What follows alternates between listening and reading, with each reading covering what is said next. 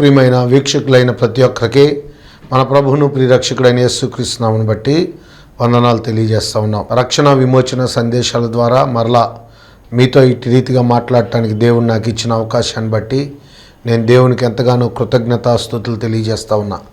వీక్షిస్తున్న మీరు కూడా దేవుని యొక్క సందేశాలను గ్రహించి ఆ సందేశాల్లో ఉండడాన్ని అర్థం చేసుకోవాల్సిందిగా ప్రభు పేట మనవి చేస్తూ ఉన్నాం. ఈ వారం మరొక పునరుద్ధానంలో ఉన్న మరొక నిరీక్షణ గురించి మనం చూసేవారి ఉందాం. దయచేసి వాక్యమును ధ్యానించే ముందు చిన్న ప్రార్థన చేసుకుందాం.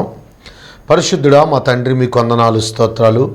లేఖనము మీది మాట్లాడే దేవుడు మీరు ప్రభా. నీ లేఖనములో ఉన్న సత్యమును మేము గ్రహించి నాయన ఆ సత్యానికి విధేయులములను సహాయం దయచేయండి ప్రభా. నీ పునరుద్ధానము నాయన మా జీవితాలకు నిరీక్షణ ఇస్తున్న తండ్రి. నాయన మరణము తర్వాత అసలైన జీవితం ఉన్నదని నాయన నీ యొక్క పునరుద్ధానం మా జీవితాలకు రుజువు చేస్తున్న తండ్రి. నాయన పునరుద్ధానుడైన యేసును విశ్వసించే వారిగా మేము ఉండులా ఉన్నాం. సహాయం దయచేయండి. ప్రత్యేకించి నాయన ఈ టీవీ ప్రోగ్రాం ద్వారా ఈ సందేశాలు వింటున్న ప్రతి ఒక్కరూ ఆత్మీయంగా ఆశీర్వదించబడలాను సహాయం దయచేయండి తండ్రి.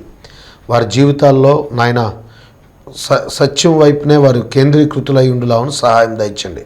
ప్రత్యేకంగా నాయన నీ ఆత్మచేత నింపి మా అందరితోనూ మాట్లాడమని మా ప్రభును ప్రియరక్షకులైన యేసునామమును బట్టి ప్రార్థిస్తున్నాం తండ్రి.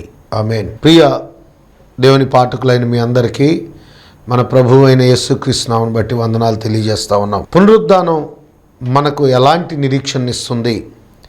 పునరుద్ధానము, యేసుక్రీస్తు వారి యొక్క పునరుద్ధానము విశ్వాసులైన మన జీవితాలకు నిరీక్షణ ఇచ్చేదిగా ఉంది. Hope. How the resurrection gives us hope. దేవుని యొక్క యేసు ప్రభువారి యొక్క పునరుద్ధానము, ఆయన సమాధిలో నుండి తిరిగి లేవటం మన జీవితాలకు ఎలాంటి నిరీక్షణ ఇస్తూ ఉంది అనే విషయాలను ఈ దినమున కొన్ని విషయాలు మనం చూద్దాం. ప్రియమైన దేవుని బిడ్డలారా, మనం గనక లేఖనాన్ని గనక పరిశీలన చేస్తే యేసుక్రీస్తు వారు క్రూసిఫై అయ్యి యేసుక్రీస్తు వారు క్రూసిఫిక్షన్ జరిగి 33వ సంవత్సరం ఏడి క్రీస్తు శకం 33వ సంవత్సరంలో జరిగింది. సిలువ వేయబడినప్పుడు దాదాపుగా సిలువ వేయబడి సంఘం ప్రారంభించబడిన సిలువ వేయబడి సమాధి చేయబడి తిరిగి లేచిన తర్వాత ఆయన వెంబడించిన వారి యొక్క సంఖ్యను కనుక మనం చూస్తే, బహిరంగంగా ఆయనకు సాక్ష్యం ఇచ్చిన వారి యొక్క సంఖ్యను కనుక చూస్తే 120 మంది అనుచరులు మాత్రమే ఉన్నారు అన్న సంగతి మనకు తెలుసు. ఈ సందేశంలో మనం గ్రహించాల్సింది ఏంటి అని అంటే, 120 మంది చేత స్థాపించబడిన సంఘము 2024 సంవత్సరంలో కనుక చూస్తే కోట్లాది మంది ప్రజలు ఆయన్ని వెంబడిస్తున్న వారుగా ఉన్నారు. యేసు ప్రభు వారిని నిజ రక్షకునిగా వారి జీవితాల్లోకి ఆహ్వానించారు. ఆ కోట్లాది మందిని ఒకే సంఘంగా గనక ఒక దగ్గర సమకూర్చాలి అని అంటే, ఒక చైనా, ఒక ఇండోనేషియా, ఒక యుఎస్, ఒక ఇండియా, ఈ 3 దేశాలంత సంఘాన్ని కనుక నిర్మించగలిగితే అంత సంఘము క్రైస్తవ సంఘంగా ఉంది. ప్రియమైన దేవుని బిడ్డలారా, ఇది ఒక గొప్ప నిరీక్షణ. చూడండి, చాలామంది చాలా రకాలైన ఇజాలును ప్రారంభించారు. మనం చూస్తూ ఉంటున్నాం. మనుషులు వారి యొక్క మస్తిష్కంలో నుంచి, వారి యొక్క జ్ఞానంలో నుంచి పుట్టిన చాలా రకాలైన సిద్ధాంతాలు ప్రతిపాదిస్తూ ఉన్నారు. ఆ సిద్ధాంతాలు కొద్ది రోజులైన తర్వాత మనుషులు చచ్చిపోయినాక ఆ సిద్ధాంతాలు, వారు చెప్పిన బోధనలు మరుగైపోతూ ఉన్నాయి. కానీ యేసు ప్రభు వారి యొక్క సందేశాలను కనుక మనం ఆలోచిస్తే, యేసుక్రీస్తు వారు ఈ లోకంలో 33.5 సంవత్సరాలే జీవించాడు. అతి సామాన్యుని ఇంటిలో యేసు ప్రభు వారు ఉద్భవించడాన్ని మనం చూస్తూ ఉంటున్నాం. ఒక పేద గృహంలో యేసు ప్రభు వారు పుట్టాడు. ఒక పేద ఇంటిలో యేసు ప్రభు వారు పెరిగారు. ఆయన 33.5 సంవత్సరాలు మాత్రమే జీవించాడు. అనేకులు పరిసయ్యులు యేసు ప్రభు వారిని ప్రశ్నిస్తూ వచ్చారు. ఆ ప్రశ్నలకు ఆయన జవాబునిస్తూ కూడా వచ్చాడు. కొన్ని ప్రశ్నలకు ఆయన జవాబునివ్వలేదు. అలాంటి యేసు ప్రభు వారి యొక్క జీవితాన్ని కనుక ఈ రోజున మనం చూస్తే, ఆయన 33.5 సంవత్సరాల జీవితాన్ని ఈ రోజున కనుక మనం ఆలోచిస్తే, ఆ కేవలం 33.5 సంవత్సరాలు జీవించిన ఆ జీవన శైలిని మానవులు అర్థం చేసుకోవటానికి మానవుల యొక్క మేధస్సు చాలట్లా, లైబ్రరీలు చాలట్లా, పుస్తకాలు చాలట్లా. మీరు కనుక ఆలోచిస్తే ఆయన పేరట ఎన్నో యూనివర్సిటీలు ప్రారంభించబడి కేవలం ఆయన యొక్క జీవితాన్ని ఆధారం చేసుకొని జీవితాన్ని అధ్యయనం చేయటం కొరకే చాలామంది జీవితాలు పెడతా ఉన్నారు. మానవునికి అంతు చిక్కని ప్రశ్నలు ఎన్నో ఆయన జీవితంలో మనకున్నాయి. యేసు ప్రభువారు అంటే ఆయన అసమానుడు అనే విషయాన్ని ఆయన జీవితం ద్వారా మనం అర్థం చేసుకోవచ్చు. సామాన్యుని యొక్క జీవితం ఏముంది, చనిపోయిన తర్వాత ఇంకేం లేదురా అనే విషయం మనకు అర్థమవుతూ ఉంటుంది.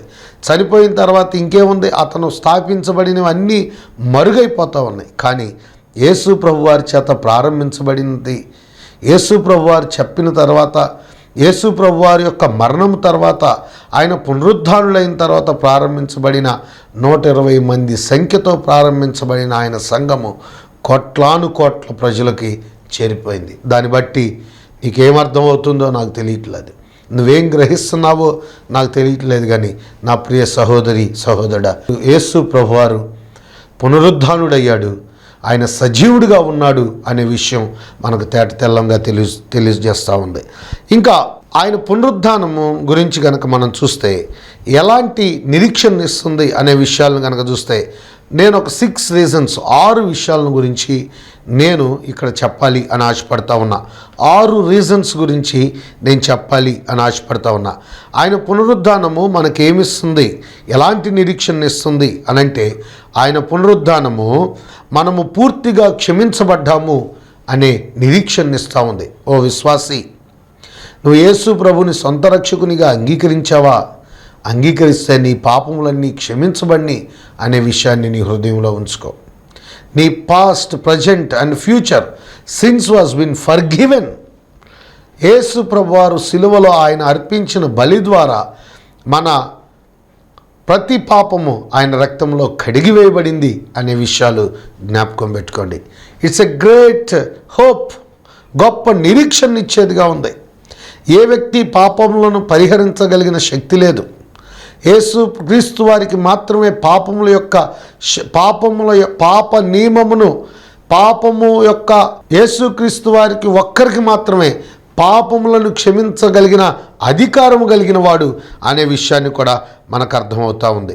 మనం లేఖనాలను కనుక తరువుగా పరిశీలన చేస్తే, ఎఫెసీయులకు రాసిన పత్రిక 1వ అధ్యాయము 7వ వచనం కనుక చూస్తే, ఆయన రక్తం వలన మనకు విమోచన అనగా మన అపరాధములకు క్షమాపణ మనకు కలిగి ఉన్నది. ఆయన రక్తం వలన. యేసు ప్రభువారు పునరుద్ధానుడు అవ్వకపోతే, యేసు ప్రభువారు మరణాన్ని గెలిచి ఉండకపోతే మన పాపములు క్షమించబడేవి కావు. యేసు క్రీస్తు వారు పునరుద్ధానుడు అవటాన్ని బట్టి మన పాపములు క్షమించబడి, యేసు ప్రభువారు ఏదైతే శిలువ మీద ఇంపైన సువాసన యాగముగా చేశాడో అది దేవుడు అంగీకరించాడు అనంటానికి గుర్తు ఆయన మరణములో నుండి తిరిగి లేచాడు.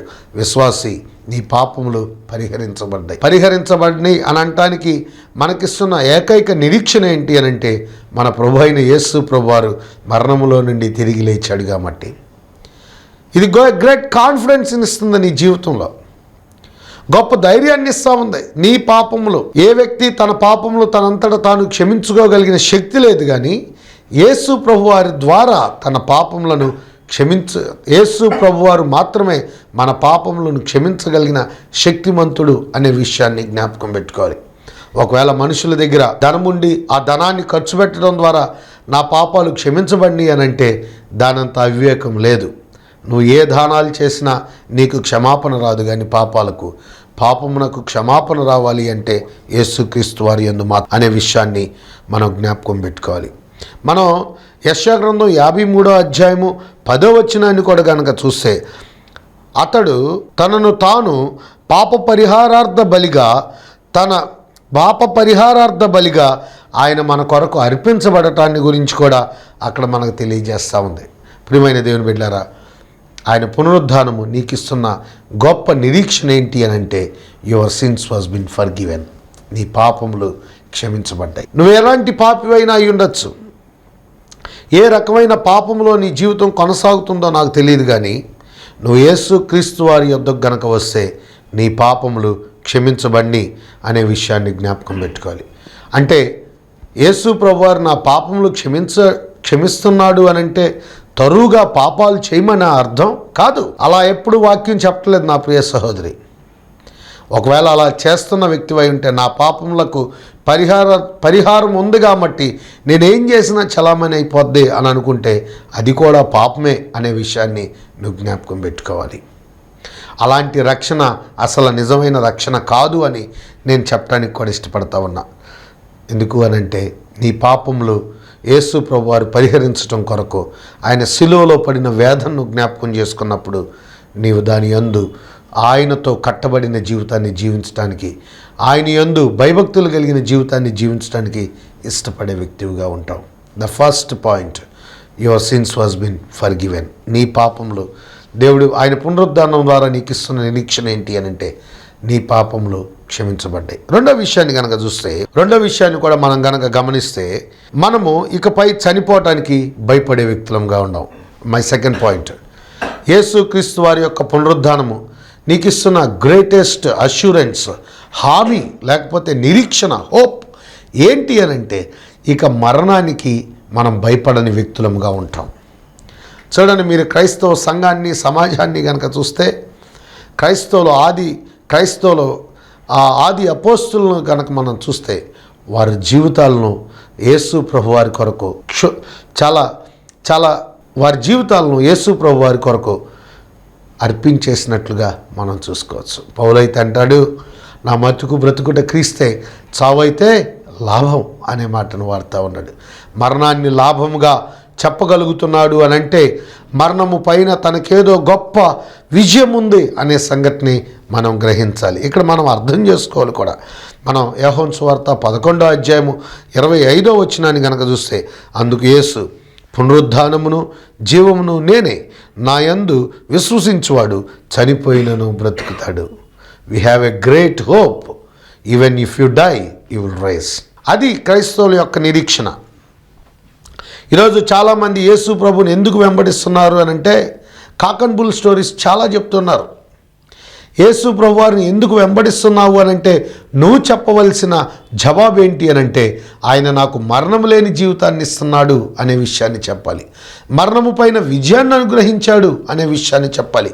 నేను మరణించినను తిరిగి లేస్తాను అనే విషయాన్ని నువ్వు సూటిగా చెప్పవలసిన వ్యక్తివై ఉన్నావు. నా ప్రియ సహోదరి, నువ్వేం చెప్తున్నావో, సహోదరుడా ఏమి చెప్తున్నావో నాకు తెలియదు, కానీ నువ్వు విశ్వసించావా అని కూడా నేను ప్రశ్నిస్తున్నా. చాలామంది యేసు ప్రభువుని నమ్ముకోవటం వలన ఉద్యోగాలు వస్తాయి అనుకుంటున్నారు. యేసు ప్రభు వారిని నమ్ముకోవటం వలన ఉన్నతమైన స్థాయికి వెళ్తారనుకుంటున్నారు. యేసు ప్రభు వారిని నమ్ముకోవటం వలన ధనం వస్తుంది అనుకుంటున్నారు. ఇవన్నీ రావు. యేసు ప్రభు వారిని నువ్వు అంగీకరించడం ద్వారా నీకు మరణము లేని జీవితాన్ని అనుగ్రహిస్తాడు. ఇవన్నీ దీవెనలు. ఖచ్చితంగా ఆయన పిల్లలైన వారికి కావాల్సినవన్నీ ఆయన అనుగ్రహించేవాడై ఉన్నాడు. నువ్వు ఆ భ్రమలో ఉండొద్దు అని కూడా నేను చెప్పాలని ఆశపడతా ఉన్నా. ఆ భ్రాంతిలో బ్రతకద్దు అని కూడా నేను చెప్పడానికి ఇష్టపడతా ఉన్నా. నా ప్రియ సహోదరి, మరణముపై ఇక మరణాన్ని చూసి మనము భయపడని వారంగా ఉంటాం. మరణం అంటే భయము లేని వ్యక్తులముగా ఉంటాం. చూడండి, పేతురు రెండవ పత్రిక 1వ అధ్యాయం 16వ వచనం కనుక చూస్తే, పేతురు రాసిన 2వ పత్రిక 1వ అధ్యాయం 16వ వచనం కనుక చూస్తే, ఏలయనగా పేతురు ఈ విధంగా చెప్తా ఉన్నాడు, ఏలయనగా చమత్కారంగా కల్పించిన కథలను అనుసరించి మన ప్రభు అయిన యేసు క్రీస్తు యొక్క శక్తిని, ఆయన రాకడను మేము మీకు తెలుపట్లేదు, కానీ వెరీ క్లియర్గా చెప్తున్నాడు, చమత్కారంగా కల్పించిన కథలను అనుసరించి యేసు ప్రభు వారిని గురించి మేము చెప్పలా. We are not telling cock and bull stories. Peturu చెప్తున్నాడు, పిట్ట కథలు చెప్పట్లా, పురాణాలు చెప్పట్లా. యేసు ప్రభు వారిని గురించి చెప్తున్నాము అని అంటే ఊహాజనకితమైన స్టోరీస్ చెప్పట్లా. ఏవో మనుషుల చేత రాయబడినవని కాదు ఇక్కడ చెప్పబడుతుంది. బాగా గుర్తుపెట్టుకోవాలి. అదే 17వ వచనంలో కూడా చెప్తాడు, ఆయన మహాత్యమును మేము కనులారా చూచి తెలుపుతున్నాం. We are telling. ఏ విధంగా చెప్తున్నాడో కూడా చెప్తా ఉన్నాడు. ఆయన మహాత్యమును మేము కనులారా చూసాము. సేమ్ ఇదే విషయాన్ని యోహాను కూడా చెప్తా ఉంటాడు. నిత్య జీవాన్ని మేము కనులారా చూసాము అనే విషయాన్ని చెప్తాడు యోహాను కూడా. నా ప్రియ సహోదరి, యేసు ప్రభువారిని గురించి నువ్వు అర్థం చేసుకోవాల్సింది ఏంటి అనే విషయాన్ని కనుక యేసు ప్రభువారి వల్ల నీ జీవితానికి కలిగే ప్రయోజనం ఏంటి అని అంటే, నువ్వు ఆయనతో యుగయుగములు జీవించే జీవితాన్ని యేసు ప్రభువారు నీకు అనుగ్రహిస్తూ ఉన్నాడు. 2 విషయాలు నేను ఇప్పుడు వరకు చెప్పాను, అవి నువ్వు ఒకసారి జ్ఞాపకం చేసుకుందాం. ఒకటి, నెంబర్ 1, యేసు ప్రభువారి యొక్క పునరుద్ధానం నీకు ఇస్తున్న నిరీక్షణ ఏంటి అని అంటే, మన పాపములు క్షమించబడి. రెండోది, నీకు ఇస్తున్న నిరీక్షణ ఏంటి అని అంటే, సెకండ్ పాయింట్, మనం ఇక చనిపోవటానికి భయపడము. దైవజనులు డివి డానియల్ గారు ఈ పాట రాశాడు, మరణం అంటే మాకు భయం లేదు అని.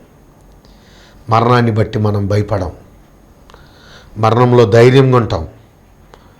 ఎందుకు అనంటే, మరణం తర్వాత జరగబోయే సంగతి ఏంటో మనకు తెలుసు కాబట్టి, మరణం తర్వాత జరగబోయే స్థితి ఏంటో మనకు తెలుసు కాబట్టి, మన డెస్టినేషన్ ఎక్కడుంటుందో, మన గమ్యం ఎక్కడుందో మనకు తెలుసు కాబట్టి మనం భయపడం. నా ప్రియ సహోదరి, వింటున్న నీవు ఈ మాటను నువ్వు గుర్తుపెట్టుకోవాలి. యేసు పునరుద్ధానం నీకు నిరీక్షణ ఇస్తూ ఉంది. ఏంటి ఆ నిరీక్షణ అంటే, మరణాన్ని చూసి భయపడాల్సిన వ్యక్తివిగా నువ్వు లేవు. మనం ఇంకా ఇదే విషయాలను పౌలు కూడా చాలా స్పష్టంగా చెప్తా ఉన్నాడు. ఏంటి అని కనుక చూస్తే, 1 కొరింథీయులకు రాసిన పత్రిక 15వ అధ్యాయము 3 నుంచి 8వ వచనం వరకు కనుక చూస్తే, 3వ వచనం నుంచి 8వ వచనం వరకు కనుక చూస్తే, ఆయన స్పష్టంగా చెప్తా ఉన్నాడు. ఆయన ఎవరెవరికి అప్పచెప్పాడో ఈ సందేశాన్ని, ఎవరెవరికి తెలియజేశాడో కూడా చెప్తా ఉన్నాడు. ఆయన 4వ వచనం కనుక చూస్తే, లేఖనముల ప్రకారము 3వ దినమున లేపబడెను అనే విషయాన్ని చెప్తా ఉంటున్నాడు. ఆయన కేపాకును, ఆ తర్వాత 12 అటు పిమ్మటైన 500 కంటే ఎక్కువైన సహోదరులకు ఒకే సమయంలో కనబడెను. ఆయన పునరుద్ధానము నీకు ఇస్తున్న గొప్ప అష్యూరెన్స్ ఏంటి అని అంటే, నువ్వు మరణానికి భయపడాల్సిన అవసరం. ఎందుకంటే death is not a ending for your life. Dear believer, విశ్వసిస్తున్న నీవు, నీ మరణము ఎండింగ్ కాదు నీ జీవితంలో. ఈ విషయాన్ని గుర్తుపెట్టుకోవాలి. 2 పాయింట్స్ నేను, and we will see the third point. 3వ విషయం ఏంటి అని కనుక చూస్తే, మనకిస్తున్న మరొక నిరీక్షణ ఏంటి, ఆయన పునరుద్ధానం వల్ల మనకు కలిగిన మరొక నిరీక్షణ ఏంటి అని అంటే, మనలో దేవుని ఆత్మ ఉంది. మనలో దేవుని ఆత్మ కలిగిన వారమై ఉన్నాం. పరిశుద్ధాత్ముడైన దేవుడు మన హృదయాల్లో నిలవై ఉన్నాడు. ఆయన యోహాను సువార్త 14వ అధ్యాయంలోను, యోహాను సువార్త 16వ అధ్యాయంలోను, 2 అధ్యాయాల్లో చాలా స్పష్టంగా చెప్పాడు. యేసు ప్రభువారు పరిశుద్ధాత్ముని గురించి వాగ్దానం చేశాడు. ఆ వాగ్దానం ఎలా ఉంది అని అంటే, ఆయన ఒక ఆదరణకర్త అనే విషయాన్ని చాలా స్పష్టంగా చెప్తా ఉన్నాడు. ఆయన ఏం చెప్తున్నాడు అని అంటే, యేసు ప్రభువారు ఏమని వాగ్దానం చేశాడంటే, ఆయన మీలోను మీతోనూ ఉండును అనే విషయాన్ని చెప్పాడు. పరిశుద్ధాత్ముడు ఈ స్థలంలో ఉన్నాడు, పరిశుద్ధాత్ముడు నీ హృదయంలో కూడా ఉన్నాడు. ఈ విషయాన్ని గుర్తుపెట్టుకోవాలి. పరిశుద్ధాత్మ దేవుడు ఎప్పుడొచ్చాడు? పరిశుద్ధాత్ముడు ఈ భూమి మీదకి యేసు ప్రభువారు సమాధి చేయబడి, ఆయన పునరుద్ధానుడై తిరిగి లేచి తండ్రి యొద్దకు ఆరోహణమై వెళ్ళిపోయిన తర్వాత 10 రోజుల తర్వాత పరిశుద్ధాత్ముడు ఈ భూమి మీదకి దిగి రావటాన్ని మనం చూడవచ్చు. వాళ్ళు అనుభవించారు. ఆ మేడగదిలో ఉన్న పరిశుద్ధాత్ముని యొక్క రాక కొరకు ఎదురు చూస్తున్న సంఘము ఆ రోజు పరిశుద్ధాత్ముని యొక్క స్పర్శను అనుభవించారు. ఆయన రాకను గమనించారు. ఆయన రాకను బట్టి కొన్ని గుర్తులు కూడా మనం అక్కడ చూస్తూ ఉంటున్నాం. ఆయన ఆత్మ నీలో ఉంది. అదే విషయాన్ని గురించి యేసు ప్రభువు వారు చెప్తూ ఉంటున్నాడు.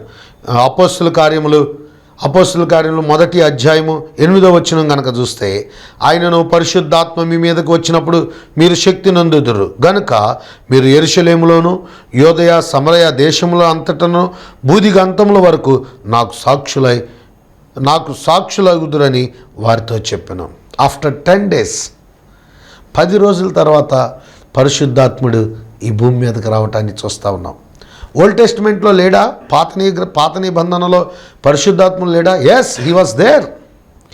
చాలామంది తప్పుగా అనుకుంటున్న అంశం ఏంటి అని అంటే, పాత నిబంధనలో యెహోవాగా ఉన్న దేవుడు క్రొత్త నిబంధనలో యేసుక్రీస్తు వారుగా వచ్చాడు. యేసుక్రీస్తు వారుగా ఉన్న దేవుడే పరిశుద్ధాత్ముడిగా వచ్చాడు అని అనుకుంటున్నారు. ఇది చాలా రాంగ్ అభిప్రాయం. తండ్రి, కుమార, పరిశుద్ధాత్ముడిగా త్రియేకుడిగా ఉన్నాడు. ఏకదేవుడే త్రిత్వంగా ఉన్నాడు. ఈ విషయాన్ని గుర్తుపెట్టుకోవాలి. లేఖనములు చాలా స్పష్టంగా తెలియజేస్తూ ఉన్నాయి. తండ్రి, కుమార, పరిశుద్ధాత్మను గురించి లేఖనములు చాలా క్లియర్గా తెలియజేస్తూ ఉన్నారు. ఒక ఆయనే 3 రోల్స్ పోషించారు అనుకుంటున్నాడు. ఒక ఆయనలోనే ముగ్గురున్నారు, ముగ్గురు కలిపి ఒక ఆయనగా ఉన్నాడు అనే విషయాన్ని జ్ఞాపకం పెట్టుకోవాలి. ఈ విషయం చాలామంది తప్పుగా వివరించుకుంటూ ఉన్నారు. ఓల్డ్ టెస్టిమెంట్లో కూడా పరిశుద్ధాత్మ యొక్క పని మనకు కనబడతా ఉంటుంది. పరిశుద్ధాత్మ దేవుని యొక్క పని మనకి కనబడతా ఉంటుంది. ఆయన వర్క్ చేయటాన్ని కూడా మనం గమనిస్తూ ఉంటున్నాం. ఈరోజు నువ్వు గ్రహించాల్సిన విషయం ఏంటి అని అంటే, ఆ రోజున తాత్కాలికంగా ఆయన పనిని నెరవేర్చడం కొరకు ఆయన వచ్చి వెళ్ళిపోయేవాడుగా ఉండేవాడు దేవుని పరిశుద్ధాత్మ దేవుడు. ఈరోజు శాశ్వతంగా నీ జీవితంలో ఉన్నాడు. ఎప్పటి వరకు ఉన్నాడు? ఎఫెసీయులకు రాసిన పత్రికలో కనుక చూస్తే ఆయన విమోచన దినం వరకు ఆయన నీలో ముద్రించబడి ఉన్నాడు. పరిశుద్ధాత్మ దేవుడు నీ జీవితంలో ఉన్నాడు అనే సందేశాన్ని నువ్వు గ్రహించాలి. ఇది యేసుక్రీస్తు వారి యొక్క పునరుద్ధానము నీకు ఆ నిరీక్షణ ఇస్తూ ఉంది. పునరుద్ధానం వల్ల నీకు కలిగిన నిరీక్షణ ఏంటి అంటే, we receive the Holy Spirit. నీవు కూడా పరిశుద్ధాత్మ దేవుణ్ణి పొందుకునేవాడివిగా ఉంటావు. నువ్వు రక్షణ పొందడానికి పరిశుద్ధాత్మ దేవుని యొక్క సహాయం కావాలి. రక్షించబడిన నీ జీవితంలో పరిశుద్ధాత్ముడు రక్షించబడిన యేసు ప్రభుని సొంత రక్షకునిగా అంగీకరించిన క్షణము నుండే పరిశుద్ధాత్ముని యొక్క పని నీ జీవితంలో ప్రారంభమవుతూ ఉంటుంది. నా ప్రియ సహోదరి, ఆయన ఆత్మ నీలో ఉన్నప్పుడు ఆయన దుఃఖపరచని వారిగా మన జీవితాలు ఉందాం. అండ్ 4th పాయింట్, 4వ విషయాన్ని కూడా నేను చెప్పడానికి ఇష్టపడతా ఉన్నా. 4వ విషయం ఏంటి అని అంటే, దేవుడు మనలను ప్రేమించడం ఎప్పటికీ ఆపడం. God will never stop loving us. ఆయన ప్రేమించడం అనేది ఆపదు. ఆయన పునరుద్ధానము మనకిస్తున్న గొప్ప నిరీక్షణ. యేసు ప్రభు వారి యొక్క మరణ పునరుద్ధానం ద్వారా నువ్వు అర్థం చేసుకోవాల్సిన గొప్ప సందేశం ఏంటి అని అంటే, ఆయన మనల్ని ప్రేమించడం ఇంకా ఆపడం. దేవుడు నిన్ను ప్రేమిస్తున్నాడు నా సహోదరి. ప్రభు మనల్ని ప్రేమిస్తూ ఉన్నాడు. ఆయన పునరుద్ధానము ద్వారా ఎంతగా ప్రేమిస్తున్నాడో కూడా మనకు తెలియజేస్తూ ఉంది. పరిశుద్ధాత్మ దేవుణ్ణి మనకు అనుగ్రహించడాన్ని బట్టి ఆయన ఏ రకంగా మనల్ని ప్రేమిస్తున్నవాడుగా ఉన్నాడో కూడా చాలా స్పష్టంగా తేటతెల్లంగా తెలియజేస్తూ ఉన్నాడు. ఆయన నీకు తెలియజేస్తూ ఉన్నాడు. ప్రతి విషయాన్ని చాలా స్పష్టంగా చెప్తా ఉన్నాడు. చూడండి, పరిశుద్ధాత్ముడు మన జీవితాల్లో ఉండటాన్ని బట్టి మన జీవితాలు ఏ విధంగా ముందుకు కొనసాగాలో కూడా తెలియజేస్తూ ఉన్నాడు. ఆయన ప్రేమ ఎలా ఉంది అని అంటే, ఆయన ప్రేమను బట్టి లోకము తన కుమారుని ద్వారా రక్షణ పొందుటకే కానీ లోకమునకు తీర్పు తీర్చడానికి దేవుడు ఆయన ఈ లోకంలోనికి పంపించలేదు. రక్షించబడిన నీవు దేవుని న్యాయ సింహాసనం ఎదుట బీమా పీఠం దగ్గరే నువ్వు నిలబడే వ్యక్తివిగా ఉన్నావు. ఇది ఆయన పునరుద్ధానం నీకు ఇస్తున్న గొప్ప నిరీక్షణ. పునరుద్ధానం యొక్క నిరీక్షణ నీ జీవితానికి ఇస్తున్న గొప్ప ధైర్యం. ఆ నిరీక్షణ కలిగిన వ్యక్తులమై ఉండాలి మనం. యేసుక్రీస్తు వారు పునరుద్ధానం చెందటం వల్ల నీకు కలిగిన లాభం ఇవన్నీ. ఇప్పుడు నేను 4 విషయాలు చెప్పాను, ఒకసారి వాటిని పరిశీలన చేద్దాం. నెంబర్ 1, యేసు ప్రభు వారు పునరుద్ధానుడు అవటం వల్ల మనకు కలిగిన నిరీక్షణ ఏంటి అని అంటే, మన పాపములు క్షమించబడ్డాయి. అండ్ సెకండ్ థింగ్ ఏంటి అని అంటే, ఇకపై చనిపోవటానికి మనం భయపడే వ్యక్తులంగా ఉండవు. అండ్ థర్డ్ థింగ్ ఏంటి అనేది కనుక చూస్తే, ఇప్పుడు మనలో దేవుని ఆత్మ ఉంది. అండ్ 4th వన్ ఏంటి అని అంటే, దేవుడు మనల్ని ప్రేమించడం ఎప్పటికీ ఆపడం. నిత్య జీవితం ఇచ్చేంతవరకు ఆయన ప్రేమ ఆపే వ్యక్తిగా ఉండడం. నిత్య జీవితంలో కూడా నిన్ను ప్రేమించేవాడిగానే ఉంటాడు. His love is for ever. ఇంకొకటి 5th వన్ కూడా చూద్దాం. ఆయన పునరుద్ధానం నీకేమి నిరీక్షణ ఇస్తుంది అని అంటే, మనం సృష్టించబడిన యొక్క ప్రయోజనాన్ని ఎరిగిన వారిగా ఉంటాం. ఆయన పునరుద్ధానం నీకు ఇస్తున్న మరొక నిరీక్షణ ఏంటి అని అంటే, సృష్టించబడిన ప్రయోజనం గురించి నీకు తెలిసిన వ్యక్తివై ఉంటావు.